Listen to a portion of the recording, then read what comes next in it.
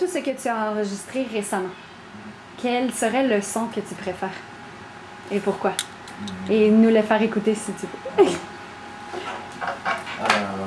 Tu passes à un son particulier.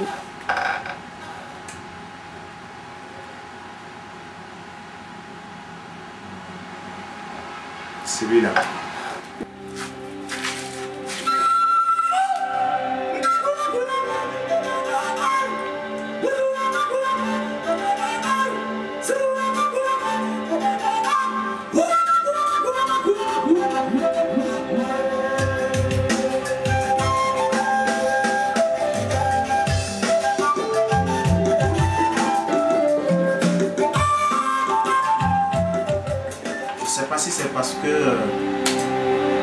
Je sais pas si c'est parce que c'est un rythme qui n'est pas de chez moi, parce que je suis aussi. Okay. Déjà, je suis rentré dedans et je vois quand même pas mal de choses que je peux faire dedans. J'ai quand même limité les dégâts. et des instruments qu'on a eu à utiliser qui vraiment me fascinent beaucoup. C'est un rythme qui me plaît bien et je dirais que ça va me pousser quand même à explorer d'autres du terroir, hormis ces rythmes aussi qui a toute une diversité. Je pense que c'est un rythme qui me plaît beaucoup, celui-là.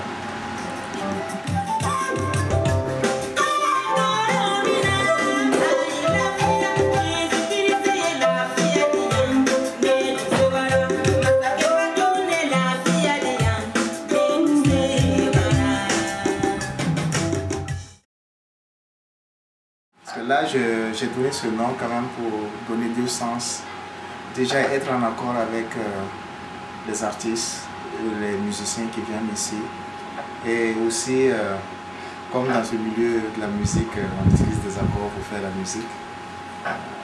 J'ai trouvé ce nom vraiment bien pour cette petite structure que je viens de monter.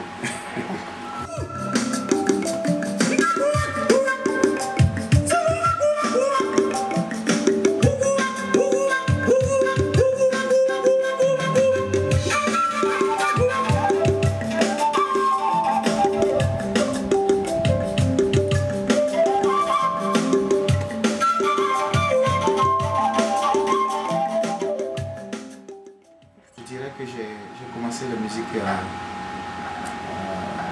dès mon bas âge. J'ai quand même eu un parcours avec plusieurs musiciens dans plusieurs styles de musique. J'ai intégré pas mal de groupes. Ça m'a permis quand même de toucher à beaucoup de styles, beaucoup de genres musicaux. L'idée de monter ce home studio, c'est contribuer à quand même rehausser le niveau de la musique. Surtout la plupart de nos rythmes traditionnels que nous on a ici, que on exploite moins. Déjà, comme j'ai eu quand même à jouer avec des musiciens où on a essayé de moderniser un peu les rythmes traditionnels et tout ce qui est comme tendance actuelle.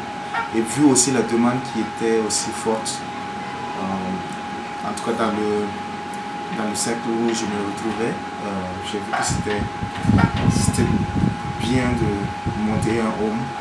Ce que j'ai ici, pour moi les éléments de base que j'ai déjà mis sur place, c'est un piano, un synthé, un instrument avec lequel je fais des arrangements.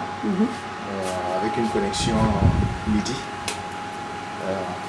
On a l'unité centrale et là c'est un appareil de musique. Là c'est juste pour faire sortir le son. Et il y a le micro qu'on utilise.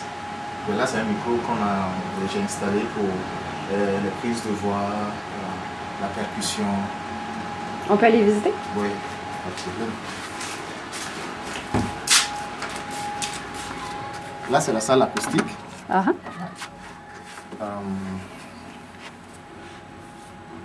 c'est le micro. Je dirais que c'est le seul micro que j'utilise pour tous les enregistrements audio, que ce soit la voix, la percussion. Bon. J'essaie de gérer le tout avec le seul micro. La dernière fois que j'ai enregistré un chœur massif, je faisais rentrer les gens à 3 à 4. J'ai bien un appareil qui peut prendre 12 casques. C'est l'appareil qui est au dehors là. Et j'ai d'autres casques que j'ajoute. Okay. Ben, toujours avec le seul micro. On travaille avec les moyens de bord. On n'a pas le choix. Ouais. Je dirais que pour les chœurs massifs, comme j'ai un logiciel qui est là, j'enregistre 3 personnes par piste. Et c'est au mixage maintenant que j'essaie de voir pour les dosages, les harmonies des voix et autres. Pour le moment, vu la capacité de mon unité centrale, je travaille avec Reason et avec un logiciel pour les prises audio, le Niando 3. Et tu as appris ça sur le tas aussi? Sur le tas. Quand on a l'amour de la chose, j'ai passé des nuits blanches sur ça.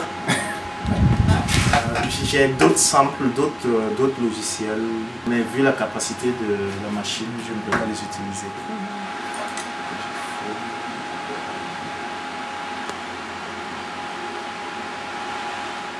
Comme pas mal d'instrumentistes, on a appris dans le tas. Récemment, j'ai eu l'occasion d'être retenu pour prendre des cours. C'est un Français de prénom qui nous a donné des cours de théorie, de pratique, de lecture sur la musique. Mais l'objectif aussi de ce projet, qui était en partenariat avec Renault, c'était de pouvoir transcrire ce qu'on a comme tradition ici, côté culturel, et quand même moderniser un peu ce qu'on a comme rythme traditionnel.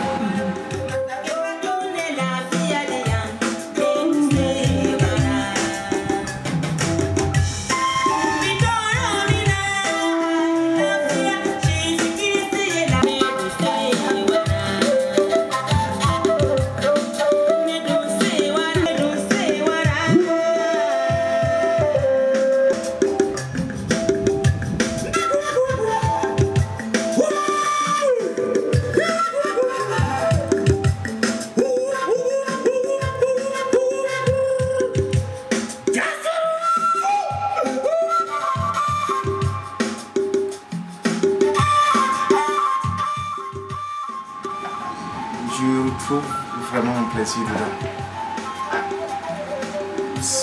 Chez nous ici, la plupart des musiciens préfèrent ce qui est moderne, comme la tendance au coupé décalé et autres.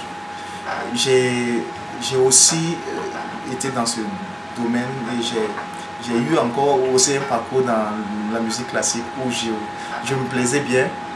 J'ai eu l'idée quand même de voir, de fusionner les deux pour voir ce que ça peut donner. On a des rythmes traditionnels qu'on n'exploite pas.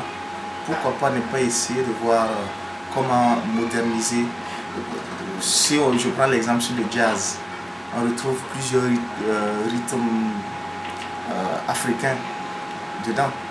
Pourquoi ne pas essayer de voir avec ces rythmes que nous on a, qui vraiment sont riches, essayer de travailler là-dessus, quand même valoriser ces rythmes-là.